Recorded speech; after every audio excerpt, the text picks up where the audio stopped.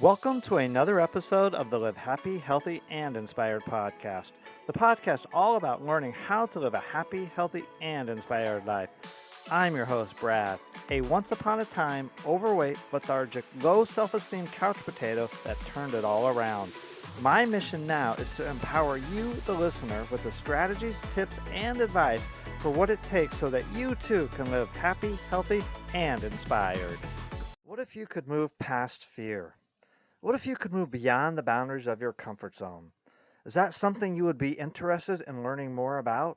Then stay tuned because in this episode, I sit down with my friend and newly published author, Esther Stark, who shares with us how to do just that. Key takeaways from today's episode: the mindset shifts you need to make to move beyond fear and self doubt. Practical steps you can take today to break free from your comfort zone, and the surprising benefits of embracing discomfort and saying yes to new opportunities. Be sure to stick around until the very end as Esther shares her most important piece of advice for anyone ready to expand the boundaries of their own comfort zone. Well, welcome everybody to the Live Happy, Healthy, and Inspired podcast. I'm your host, Brad, as always, and I'm so honored to be here with a very near and dear friend. We're both from Grants Pass, Oregon. And Esther, welcome to the podcast. Thank you, Brad. I'm honored to be here. It's honored to have you. Are such a perfect guest for this show today. So, real quick, anyone listening right now, this is all going to be about comfort zone and stepping out of your comfort zone because Esther, you are living proof of that. And so, why I brought you here to talk about that. But let's jump back a little bit. You just wrote a book and released a book, and the name of your book, I want to for quote this for everybody listening. The title of your book is "You Were Shy: From the Shadows to the Spotlight." I love that. So, Esther, let's start right there. Tell us exactly what you mean by shy, and then what do you mean by from the shadows to the spotlight? Okay. Well, when I started writing the book, my husband had suggested I write a memoir for my kids. And then I wasn't sure I wanted to put those stories out there, so I let it set for a year. And when I picked it back up, I decided, if this could help even one person get over that feeling of shyness, then it'd be worth my while. So to me, shy is really, it's just a tiny three letter word. Right. But shy, if you look it up in the dictionary, I think it says something like it's an uncomfortable feeling when you're going to do something that you're afraid of. And so to me, shy is a tiny little word, but it's powerful enough to really control your entire life because that's what it did with me.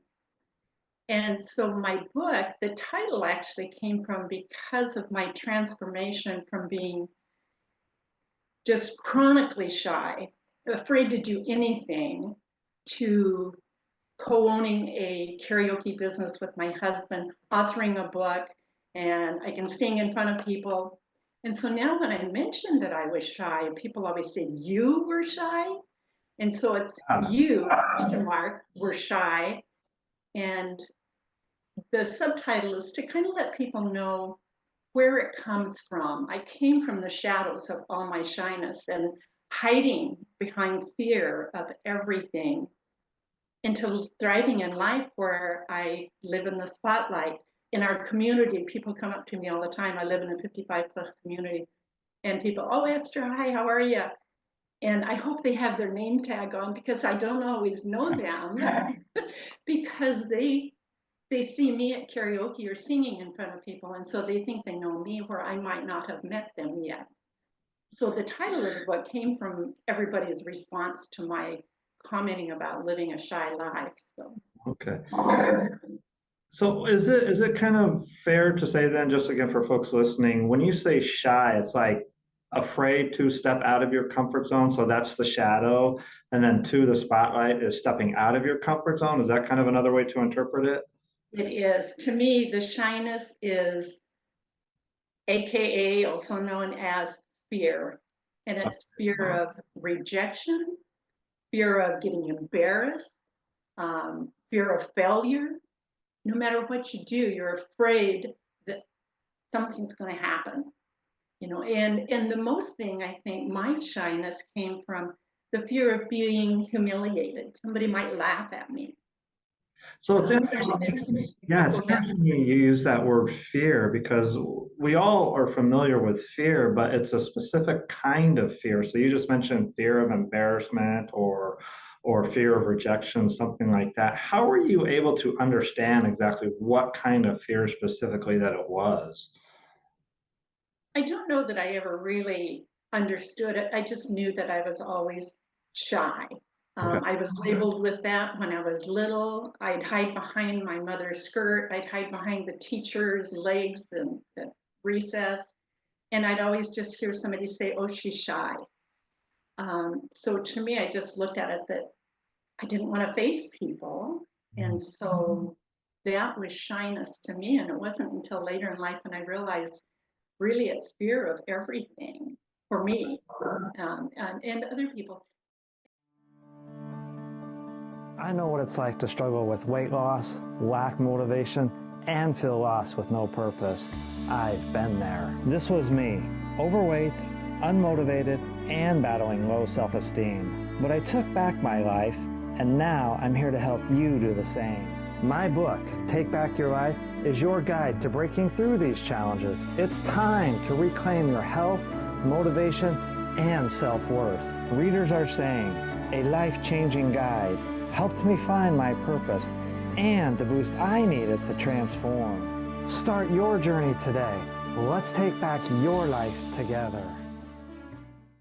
And when I say that I've stepped out of the shadows and into the spotlight, I don't know that I can truly say I got over being shy, because my husband still says, "You still want to step back into that shy zone sometime." And I do. Sometimes if somebody asks me to go someplace and it's like, "Oh, I don't really know them very well."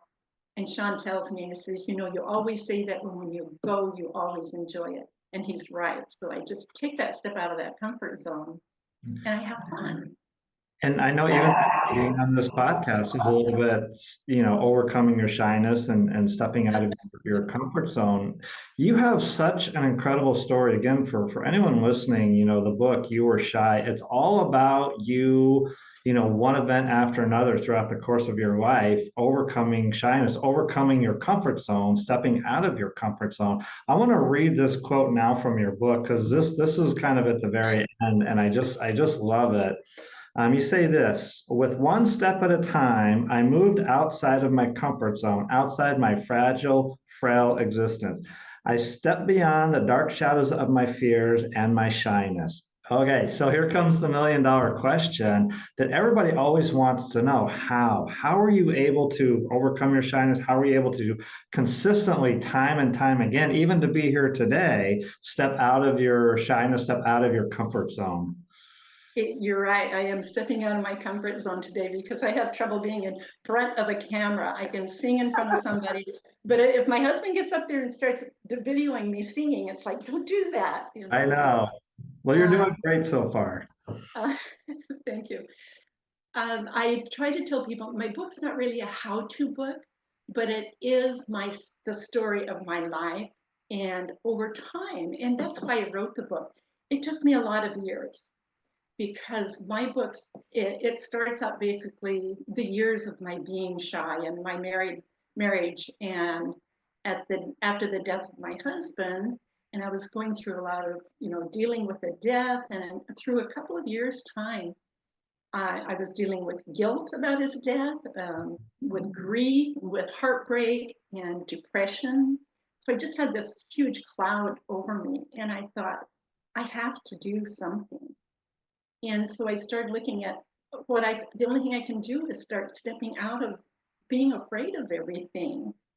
So I just started taking tiny little steps. And so to me, it took quite a lot of years. And I'm hoping to tell people that you're never too old. It's never too late. You're never too young to start stepping out of that comfort zone. And for me, it was one little step at a time. I think that one of the first things that I mentioned in a story in my book is inviting a couple of people to come over after I was helping at a Thanksgiving dinner. And I thought, okay, I'll be bold and I'll invite somebody over to help clean up the desserts from Thanksgiving. It was after Thanksgiving Day. And I was afraid that they might reject me. Oh, I've got family to go home to. But I had decided I'd be bold. And I made that invitation. And it was part of the church singles group that I was helping to serve a Thanksgiving dinner. And I went home nervous about how am I going to entertain them when they get here. And over the course of an hour, my doorbell kept ringing and ringing. And people were at the door. Is this where the singles are meeting tonight? And I had 22 people show up.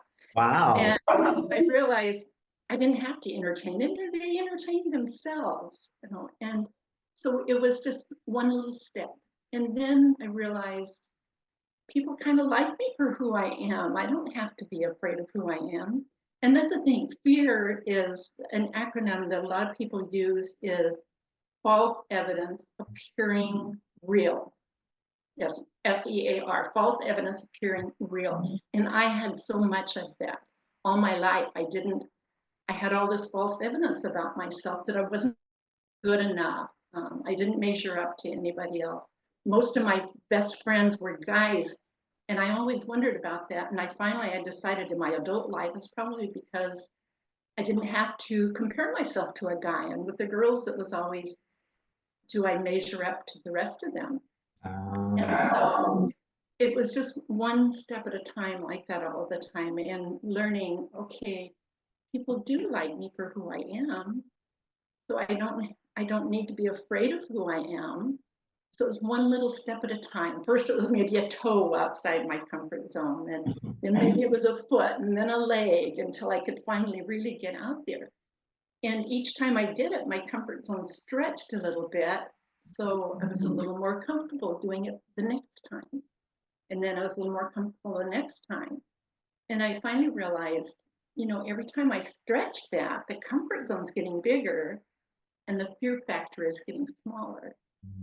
And so it was just kind of a combination there. And so when I was going through all that grief, I just thought, okay, so I need to figure out a way to do this. And I wasn't sure how. I bought all kinds of books, how to make friends and influence people, the magic of thinking big. Speak Up did the best thing for me. And in that one, what I got out of that whole book was, if you have trouble talking to somebody because you are shy, then ask them about them. People love to talk about themselves. So, and one quick story on that one is, we had a recorder. I worked for a law firm and had to go to the courthouse every day. And so we had a recorder that nobody wanted to go record things because he's never sociable. And I read the book, Speak Up, and it says, ask them about themselves. So, okay, it was my turn to go to the courthouse, and I thought, I can do this. And as the gentleman was recording my documents, I saw a picture on his desk of a little boy with a basketball. I said, oh, is that your son? And he got a big smile, which he never did. And he says, yeah. And I said, how old is he? Oh, he's 12. I started telling him I have 4 sons, and we started sharing the stories. For the next 26 years of working in that law office, I watched his son graduate high school, get married, graduate college, all vicariously through our stories, because I asked him questions, and it kept our conversation going. So those are the kinds of things that kind of helped me to just step out of that comfort zone. And there was actually 2 other acronyms for fear that I discovered. Okay. And for the FEAR, and I chose to try to do the first one. It's face everything and rise, or you can forget everything and run. In which case, if I did that, I'm going to stay right where I'm at, and I'm not going to move out of my comfort zone at all.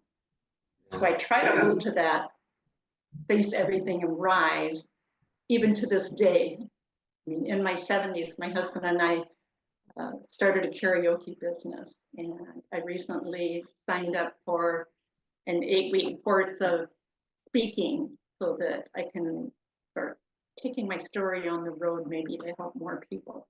So those are still all out of my comfort zone, but you're never too old to, take that step to make a change. Esther, you have such a little story, and I've known you, gosh, what, 15 years now, something like that. I never knew you were shy when I first met you at Toastmasters. I want to kind of summarize a couple points here for everybody listening because you said so many good things, and I really want people to tune into this that are listening. For those that are listening, Esther adopted a mindset, and the first thing she said at the start of her dialogue a few minutes ago was, "I have to do something."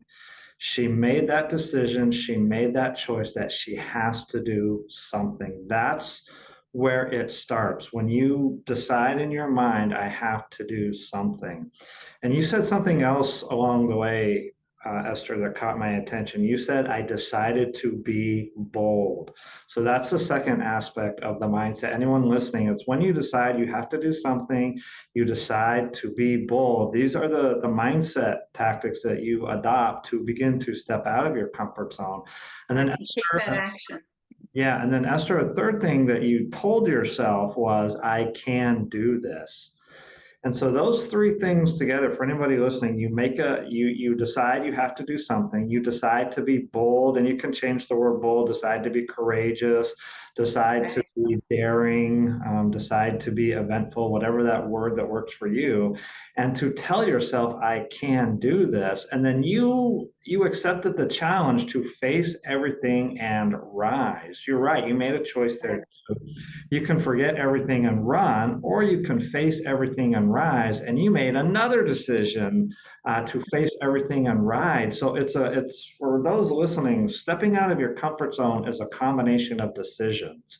Esther made one decision after another that led to her being able to, then I like the next part, put the toe outside of the comfort zone, then the ankle, and then the knee, and then the hip, and then the whole leg. You don't have to jump massively out of your comfort zone like I did in a couple cases. Yes. And, another time I'll tell a story. I have a friend who massively jumped out of his comfort zone. Just that's a crazy story for another time. But you did one little teeny tiny toe. I'll say toe step instead of baby step. You did one teeny little toe step. That fits it better. And you made another good point that as each toe step, your comfort zone expanded. And would you say then also, Esther, as your comfort zone expanded, you felt more comfortable? Would you say also you felt more confident then, confident in yourself? Oh, yes. In yourself? Yes. And I started doing things to actually challenge my confidence too. And in my book, and I won't go into all of that, when my last son left for college and I was left alone in empty nest syndrome, I decided to leave my job of 12 years and move off to San Diego from Grants Pass, where I knew you, and move off to San Diego just to see if I could do it. I remember. And that's probably about the time we parted ways there, because I left Toastmasters at that time too. But I went down there, and my boss didn't hire anybody because he says, you'll be back, you won't like it. And I was there for 6 months and I didn't like the job. And because I still have my shyness there, it was hard to reach out and meet people. And then I didn't find that people were very open to meeting me.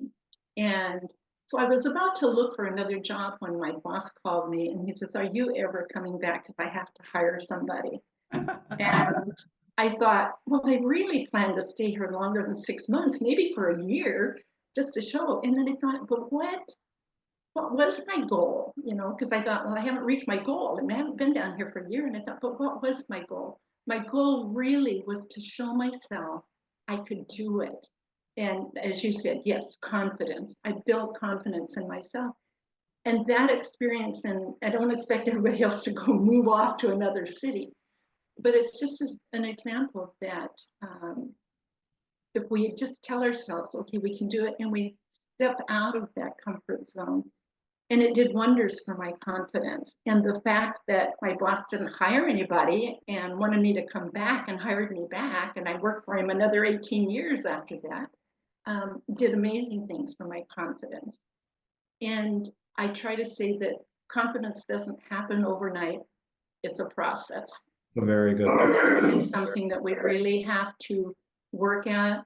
And the biggest thing is to kind of dispel all of that false evidence that we believe in ourselves, because God made us all equal, and we seem to tell ourselves that we don't measure up. And I still all the time have to remind myself, if I feel a little bit inferior to somebody that I'm around, that, you know what, I'm just as good as they are. Maybe they're a little more outgoing than I am. So that makes me think that they're a step above me. And that's not the case. We are all equal in the eyes of the Lord. And so we really need to remember that we too are important. Let me ask you this, Esther. Why do any of this? What was it about you or your journey, your life that made you want to challenge yourself, that made you want to go down to San Diego, that made you want to expand your comfort zone? Why not just stay in your comfort zone? Because I didn't enjoy life.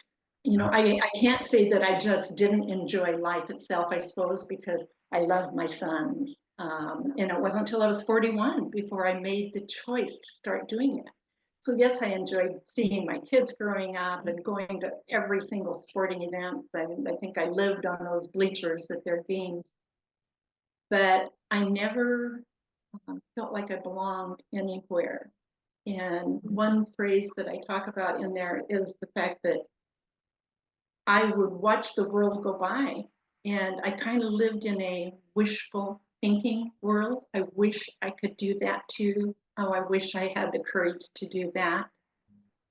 One more quick example, if I can, is I talk about it in my book, where I started junior high, 7th grade, and all girls want to be cheerleaders, you know, at some point in their life, even if they're just little tiny girls. And my sister, that's just older than me, her birthday was late, and then she was held back 1 year. So from junior high through high school, we were in the same grade together. And so when we started junior high, I wanted to be a cheerleader, and we practiced cheers at home. We threw those pom-poms all over and we practiced. And then I was so depressed when that booming voice comes across the speaker and announces the cheerleaders at over the junior high, the speaker there at school, and my name wasn't chosen. But I wondered, you know, would I have won if I'd had the courage to try out? But I didn't. I didn't try out, so I didn't win. And that was so many types of examples in my life is I didn't do the things I wanted to do because I didn't have the courage to try it. I protected myself and never took any risks. So it's just getting out there. And now I try to take risks. I'm careful, but I take a risk. Mm-hmm. Yeah. It sounds like you were trying to get the most out of life. Exactly. Yeah.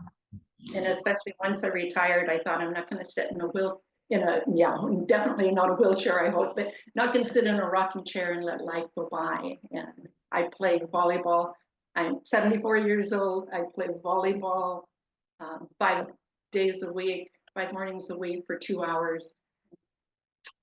And I'm actually going to go to the first local Toastmasters night tonight. I'm going to try that back again, like we did back in the day. They're correct.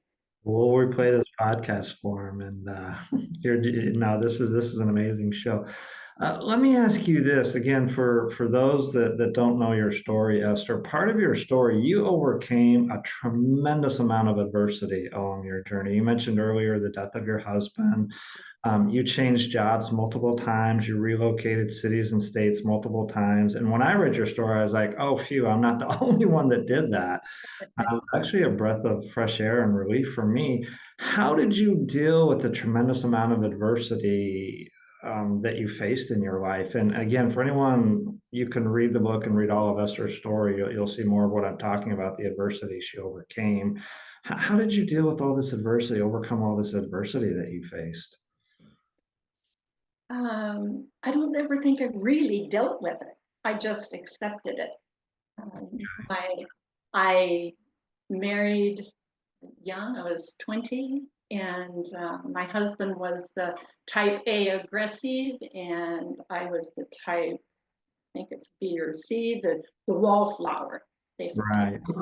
And we couldn't communicate. That was the biggest adversity in our marriage, and we had a roller coaster marriage like this, the ups and downs. And he liked playing the devil's advocate. When you voiced an opinion, he wanted to know why. He wanted to know everything about why you believe that. Well, I don't know. And if you're going to think that I don't know what I'm talking about, then I guess I don't know what I'm talking about. And so I just would kind of blend back into the shadows of everything. And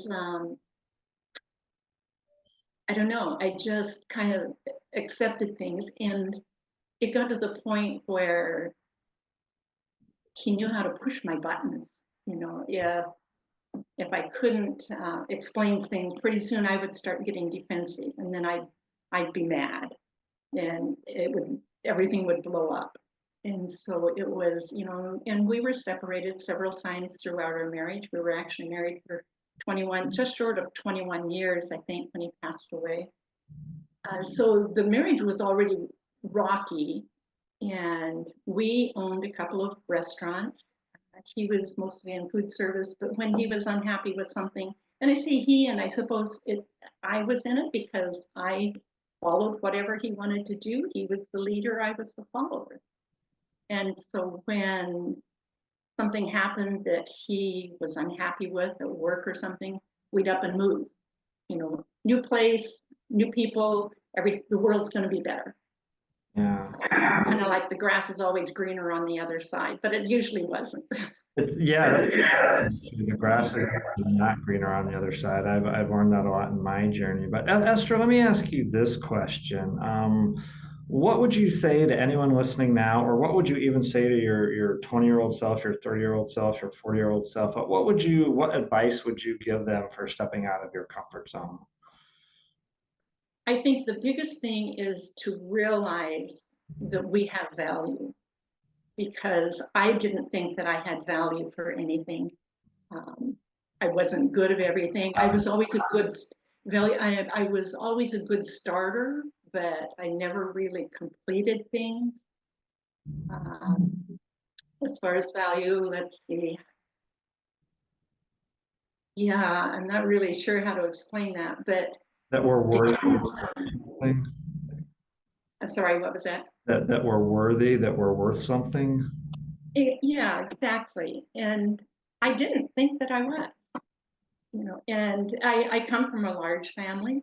My parents were of the generation, I never heard the words, I love you. Yeah, me I too. never had that sort of thing, and I never felt unloved by any means, but I never really felt that I was loved, and just kind of shifted into, we just kind of existed through life. I had a good country lifestyle growing up. But I think I would tell people that just know that you are worthy and you are valuable, and you're special, because if you believe that, then you can take the next step of believing I can do this, and just giving it a try, even if it's the tiniest thing. Maybe I'm going to call somebody today, and I don't like being on the telephone. I'm going to call somebody and step out of that comfort zone. The next time it'll be a little bit easier. Or I'm going to go over and visit that neighbor over there. It's just making yourself a little more visible, I think, instead of hiding. But I don't know, I could ramble on here for a long time. Okay. Esther, give us the name of ideas. give us the name of your book again, and where can people go to get your book, I guess. And I'll put a link in the show notes too, but why don't you tell listeners? It's you, like you, all capitals. I know it'll be reversed in here. You were shy with a question mark, and it's You Were Shy from the Shadows to the Spotlight. It is a memoir, and it's available on both on Kindle and in paperback on Amazon. And also it can be purchased on Amazon.ca for Canada as well. I've had a number of people in our park here that are from Canada that have asked, well, can I buy it in Canada? And so yes, they can. You can buy it, I think, internationally pretty much through Amazon. For anyone listening, I'll put a link to Esther's book in the show notes, but it's an incredible memoir just for so many reasons. But again, it's for me, what I took away from it, and every reader will take something different away from it, but really was your journey of overcoming the adversity that you faced, and then, yeah, stepping out of your comfort zone, one little step at a time. And well, yeah, I did not know you were shy, and I've known you for 15 years. I never would have guessed this about you. You always appeared very bold and confident at Toastmasters and everything. So it's been a wonderful story to share. Esther, before we sign off today, let me ask you one final question. Is there anything else that you would like to say about your book, about stepping out of your comfort zone, anything about anything that you haven't had a chance to say so far? Yeah, I would just say, as far as the book, I've had people say, oh, well, I'm not shy, so I don't need to read it. But what I've been amazed with, because to me, when I wrote it, that was kind of the theme that I had. My stories all relate to showing my shyness in some way as it comes through. But it's been amazing, the feedback. And because I come from a large community here, and so many people have come knocking on my door, I hear your book is really good, so I want to buy your book. And so the feedback I have gotten has been so interesting, because they've gotten something different. It's not always just shy. They've gotten something different out of the book. One person related because her husband committed suicide, and I talk about that in my book, that dealing with the guilt over my husband's suicide. One person related with, of course, the shyness, and there was a guy at volleyball that said, you know, Esther, if I was to write my book, it would just be in the shadows instead of shadows to the spotlight. Or others will, yeah, or others would mention something else that they related to. Or like you had mentioned, you traveled a lot. And I always thought people looked at us kind of bad, they're kind of immature traveling around so much. And then I realized, oh, but I saw so many things. I did so many things. And I didn't just live in my hometown the entire life. Hi again, everyone. It's me, Brad. I want to take a moment to say thank you for watching today's episode or listening to today's episode if you're on Apple Podcasts, and ask a special favor. If you feel you've gotten anything out of this episode, I would like to ask that you share this episode far and wide. The more people we can reach, the more people we can help expand their comfort zone, I think the better off we will all be as a planet. Also, if you don't mind giving this video a like and a share, and subscribing to my YouTube channel. And for more great tips, advice, and strategies on how you can live your best life and all things happy, healthy, and inspired, be sure and visit my website, livehappyhealthyandinspired.com.